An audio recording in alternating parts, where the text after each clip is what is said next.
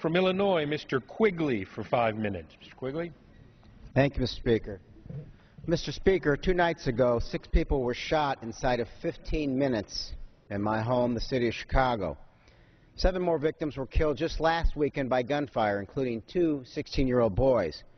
In Chicago this year alone, over 200 people have been killed in shootings. And nationwide, every day, 34 people are killed by guns. In the hours following the horrific tragedy in Colorado, we pause to reflect and send our prayers to families grieving an unimaginable loss. But now is the time to have a national discussion about how to stem these epidemic levels of gun violence. I wish this tragedy in Aurora was an isolated incident, but it seems to be part of a recurring pattern. 19 people were shot and 8 were killed in Tucson in 2011. 29 people were shot and 13 died at Fort Hood in 2009. 21 people were shot and 5 were killed at Northern Illinois University in 2008. And 17 people were wounded, while 32 people died at Virginia Tech in 2007. When will we have enough? When will we stand up and say, we may not be able to stop every crime, but we can stop some of them and at least minimize the damage of others? The gun lobby doesn't want us to have this conversation. First, they accuse anyone who tries to spark a national debate about how to mitigate gun violence with exploiting the deaths of innocent people.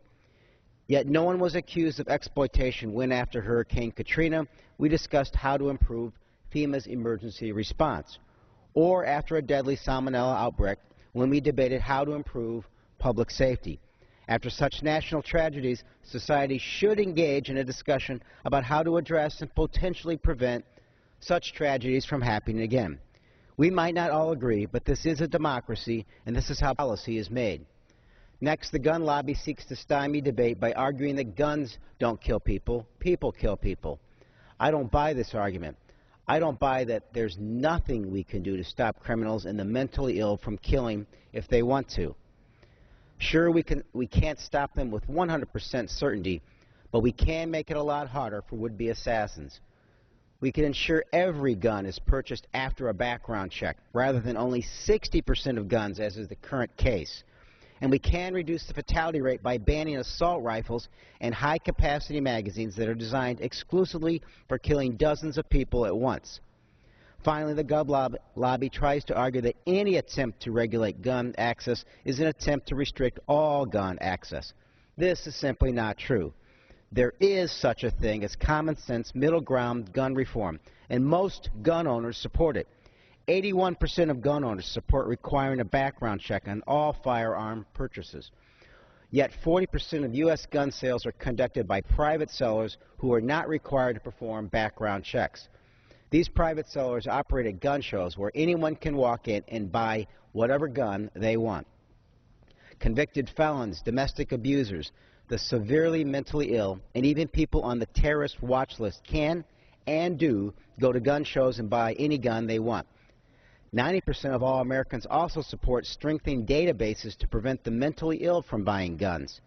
Sadly, 10 states have still failed to flag a single person as mentally ill in the National Background Check database, and 17 other states have fewer than 100 people listed as mentally ill. Over 1 million disqualifying mental health records are still missing from the database. Finally, we must have a conversation about getting assault weapons and high-capacity magazines, machines designed exclusively for killing people, the streets. When you have a 100-round clip on your gun, you are not protecting your home. You are hunting people. Let's be clear. This is not about restricting anyone's Second Amendment rights. The Supreme Court has ruled and made clear the right of Americans to own guns. But while reaffirming the Second Amendment, the Court was careful to note that the amendment is not limitless. Justice Scalia explained in Columbia v. Heller, like most rights, the Second Amendment is not unlimited. It is not a right to keep and carry any weapon whatsoever in any manner whatsoever and for whatever purpose. Can we stop every shooting? No. But can we reduce their frequency and deadliness? Absolutely. Can we do it while still respecting the Second Amendment? Of this I am certain. But the first step toward keeping dangerous guns out of the hands of dangerous people is to begin the conversation. Let's break the silence, stop the violence, and start that conversation. Thank you, and I yield back. The gentleman yields back.